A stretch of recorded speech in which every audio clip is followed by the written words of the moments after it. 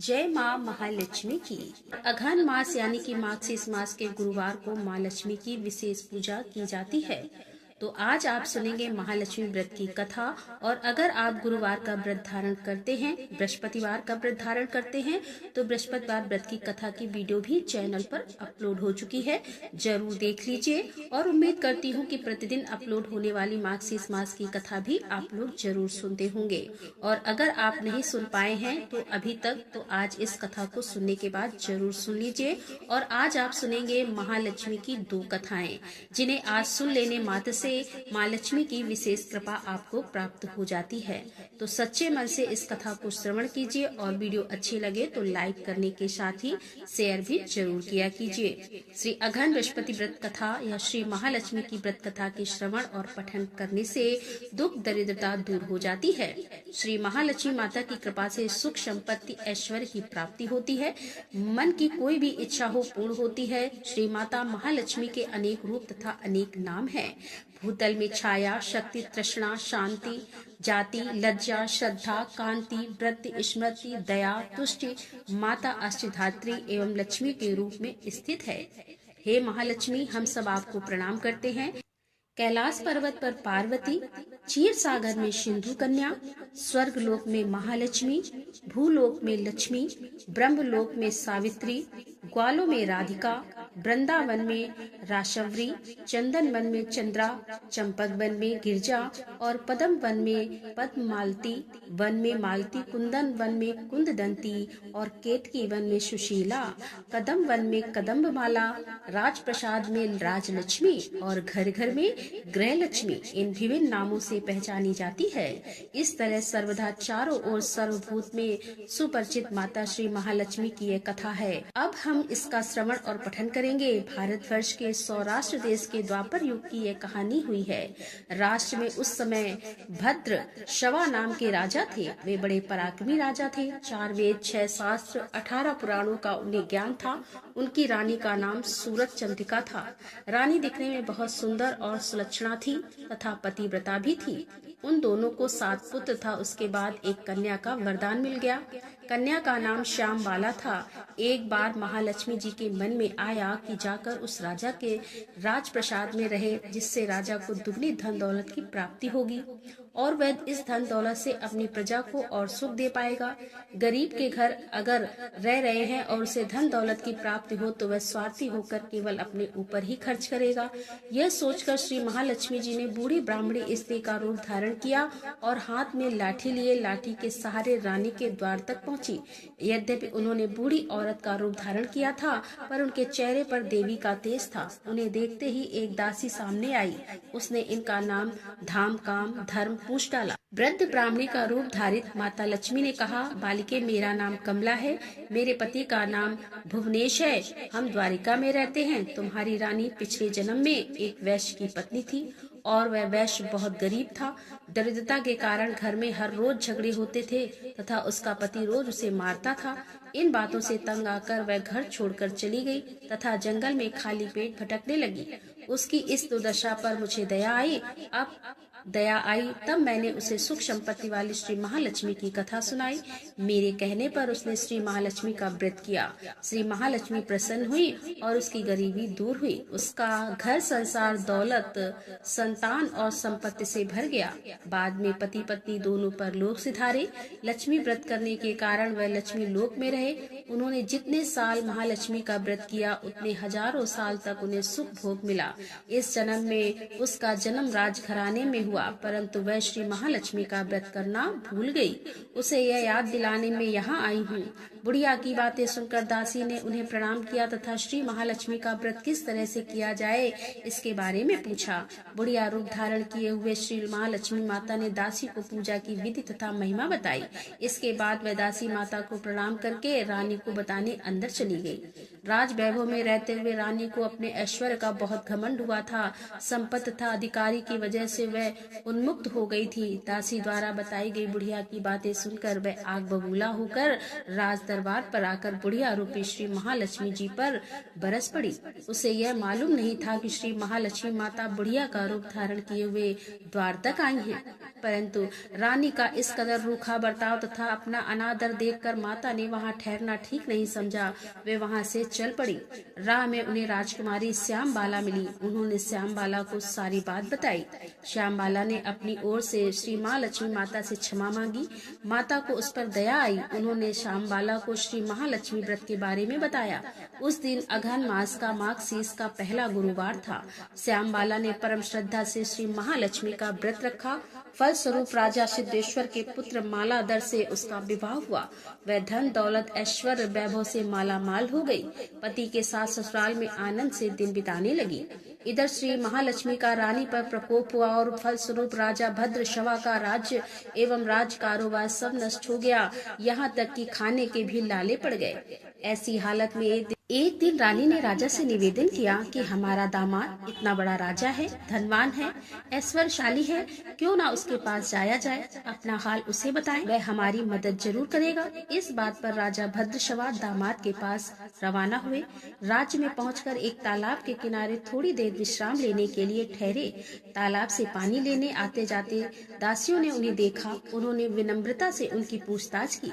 जब उन्हें मालूम हुआ कि वे रानी श्यामबाला के पिता हैं, तो दौड़ते हुए जाकर उन्होंने रानी को सारी बात बताई।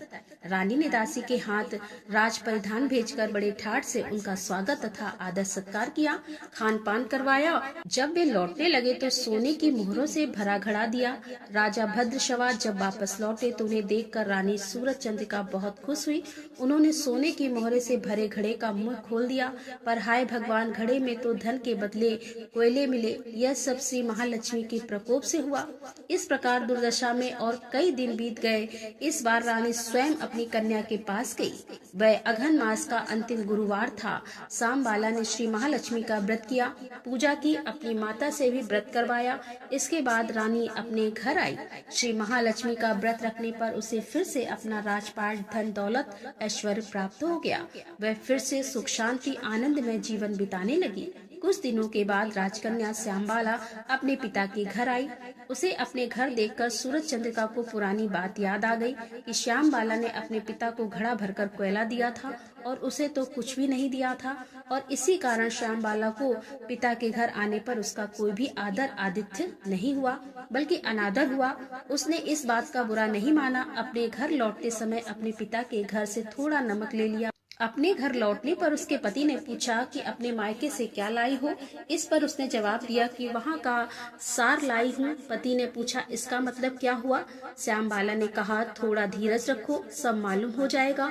उस दिन श्यामबाला ने सारा भोजन नमक डाले बिना बनाया और परोसा। पति ने खाया, चखा, सारा खाना नमक बिना था, इसीलिए स्वाद नहीं आया। फिर श्यामबाला ने थाली में नमक डाला, इससे सारा भोजन स्वादिष्ट लगने लगा। तब श्यामबाला ने पति से कहा, यही है वह मायके से लाया हुआ सार। पति को उसकी बातें सही लगी और फिर वह दोनों हंसी मजाक करते हुए भोजन करने लगे। कहा गया कि इस तरह से जो कोई श्रद्धा भाव से श्री महालक्ष्मी की पूजा करे तो उसे माता की कृपा प्राप्त होती है, सुख संपत्ति और शांति की प्राप्ति होती है, सभी प्रकार की कामनाएं पूर्ण होती हैं। परंतु यह सब प्राप्त होने पर माता की पूजा को भूलना नहीं चाहिए। हर गुरुवार को व्रत पाठ अवश्य करना चाहिए। इस तरह श्री महालक्ष्मी की महिमा भक्तों की मनोकामनाएं पूर्ण करती है।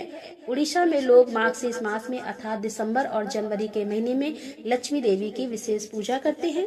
जैसे कि अघन गुरुवार का जो व्रत किया जाता है, वैसे तो बहुत सारे स्थानों पर किया जाता है, लेकिन हर जगह की कुछ विशेषताएं होती है, कुछ विशेष विधि होती है। तो वहाँ पर जैसे कि उड़ीसा में अघन मास के गुरुवार को, अघन मास के हर गुरुवार को महिलाएं अलग अलग नियम और अलग अलग अनुष्ठानों का पालन करते हुए देवी लक्ष्मी की विस्तृत पूजा करती हैं।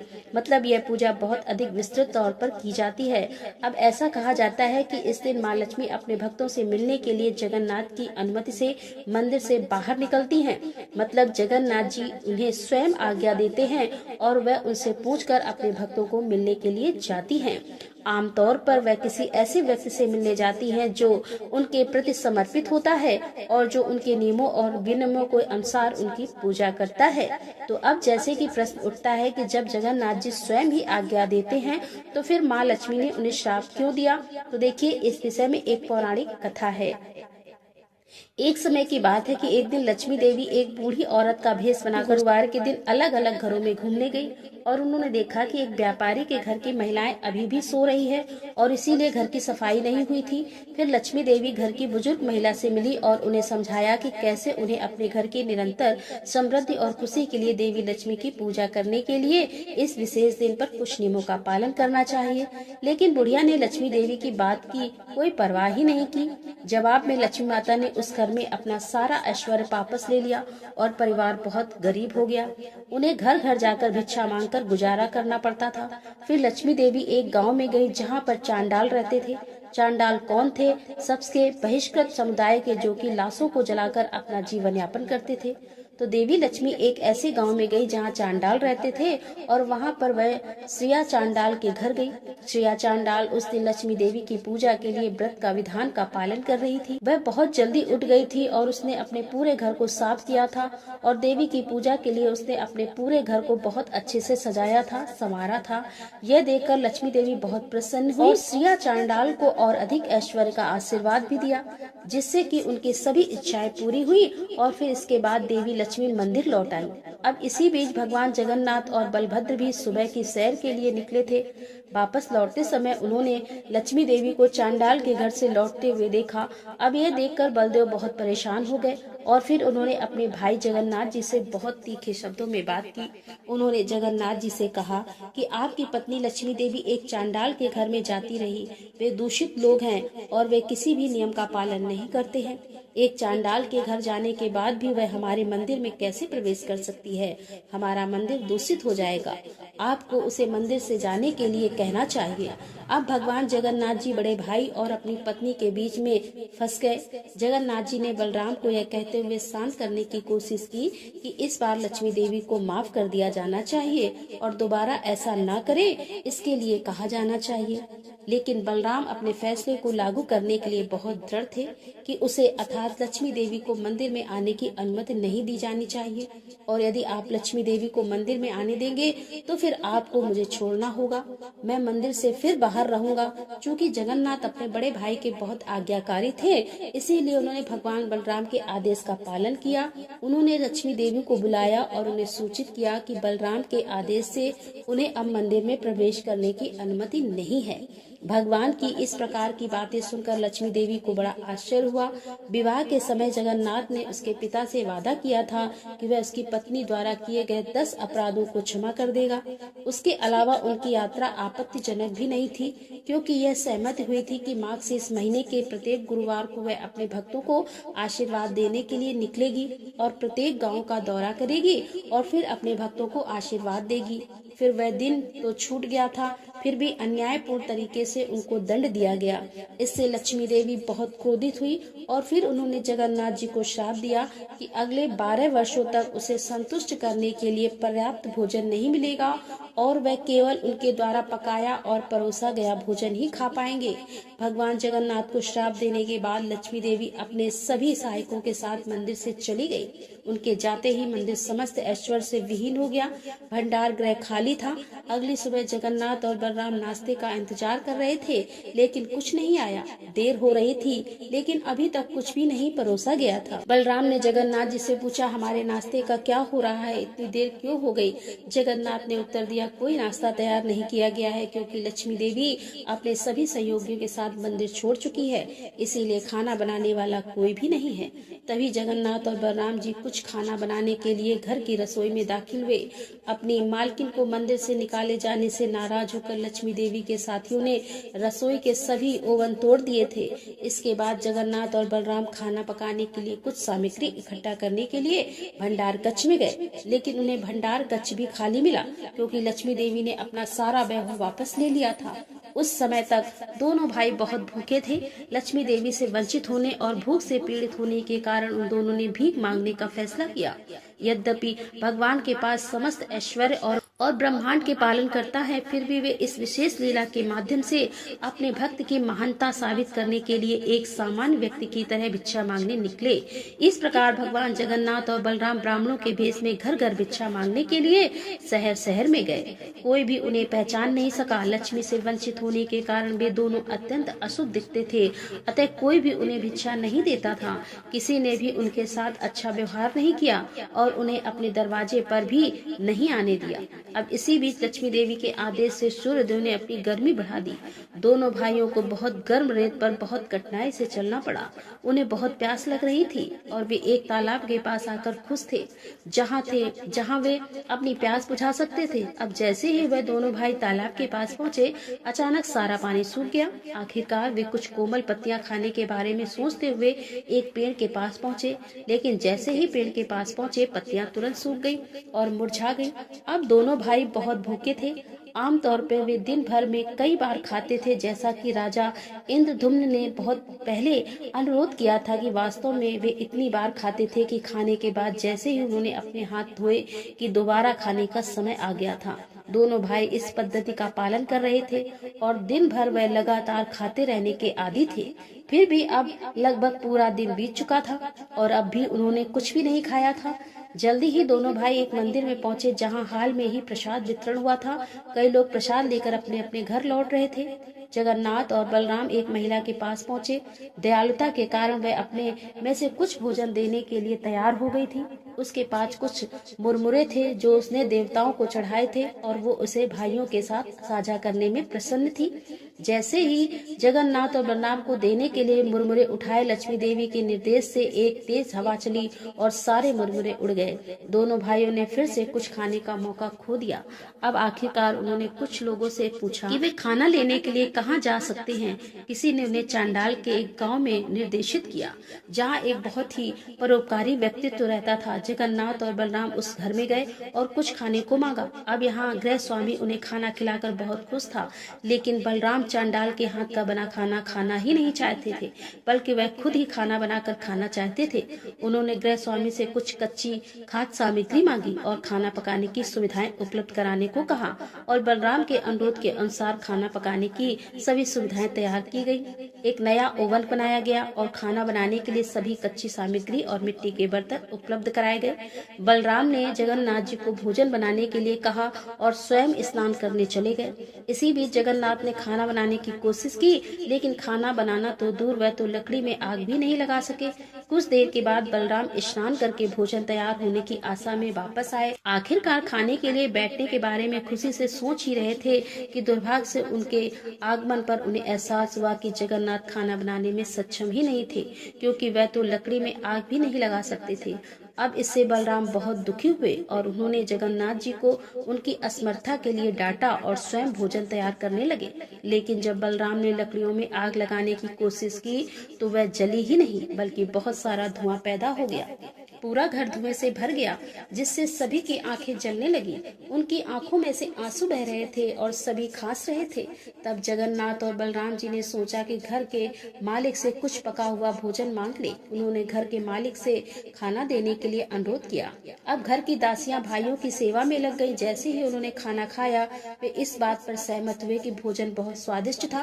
वास्तव में यह उतना ही स्वादिष्ट था जितना कि यह मंदिर में था। जब इसे लक्ष्मी देवी के द्वारा पकाया गया था, भोजन के अंत में कुछ मीठा केक परोसा गया। आमतौर पर जगन्नाथ मंदिर में भोजन के अंत में केक परोसती थी। जगन्नाथ और बलराम सोचा कि घर में लक्ष्मी देवी निवास कर रही होगी। भगवान आश्वस्त थे कि लक्ष्मी देवी ने स्वयं ही स्वादिष्ट भोजन पकाया था, अन्यथा किसी को कैसे पता चलेगा कि उन्होंने अपने भोजन के अंत में विशेष केक लिया था। बलराम जगन्नाथ जी के बड़े भाई होने के नाते लक्ष्मी देवी से बात नहीं कर सकते थे या उनका सामना भी नहीं कर सकते थे, क्योंकि वह उनके छोटे भाई की पत्नी है। वह उड़ीसा का रिवाज है, वहाँ पर छोटे भाई की पत्नी से बड़े भाई बात नहीं करते, मतलब पर्दे का रिवाज होता है। छोटे भाई की पत्नी और बड़े भाई में फिर बलराम ने जगन्नाथ जी से कहा कि लक्ष्मी देवी के पास जाकर उनसे क्षमा मांगे और उनका हाथ पकड़कर मंदिर में लाने का अनुरोध किया। उन्होंने जगन्नाथ जी से कहा कि वह लक्ष्मी देवी को बताएं कि उन्हें कभी भी अपने भक्तों से मिलने के लिए मंदिर छोड़ने से मना नहीं किया जाएगा, और जब तक वह हमेशा मंदिर में वापस आती हैं, तब तक वह अपनी इच्छा के अनुसार कहीं भी जा सकती हैं। और जगन्नाथ के पास आने पर लक्ष्मी देवी संतुष्ट हो गई। उन्होंने जगन्नाथ से वादा किया कि जगन्नाथ प्रसाद का सम्मान करने के लिए निम्न जाति और उच्च जाति के बीच कोई अंतर नहीं होगा। आज भी जगन्नाथ मंदिर में जाति और धर्म से परे सभी को प्रसाद प्रसाद परोसा जाता है। ब्राह्मण और चांडाल एक ही थाली में प्रसाद पा सकते हैं। जय जगन्नाथ, जय महालक्ष्मी। इस कथा का सीधा सार यह है कि माता लक्ष्मी की कृपा की प्राप्ति के लिए जाति का कोई बंधन नहीं है, बल्कि घर को साफ सुथरा रखना मतलब घर में सफाई रखना, सुबह जल्दी उठना और नियम पूर्वक माता लक्ष्मी की पूजा करना, बस इतने मास से ही महालक्ष्मी प्रसन्न हो जाती हैं। और विशेष रूप से अघान मास को जो गुरुवार होता है वह तो सबके लिए विशेष होता है। कोशिश करना चाहिए जितनी जल्दी हो सके उठकर घर की साफ सफाई करके माँ लक्ष्मी की पूजा आराधना करें। गुरुवार महालक्ष्मी की पूजा विधि वीडियो चैनल पर अपलोड है। अगर आप लोग इस व्रत को करते हैं तो पूजा करते हैं तो आप लोग उस वीडियो को देख सकते हैं, और व्रत नहीं भी कर रहे हैं तो भी पूजा जरूर कीजिए। दोस्तों, उम्मीद करती हूँ कि आज की कथा आपको जरूर पसंद आई होगी। वीडियो को अच्छी लगी तो लाइक कीजिए, शेयर कीजिए, और चैनल पर पहली बार आए हैं तो सब्सक्राइब करके बेल आइकन को जरूर प्रेस कर लीजिए। मिलते हैं अगले वीडियो के साथ, तब तक के लिए राधे राधे, जय श्री कृष्णा, हर हर महादेव, जय भोलेनाथ।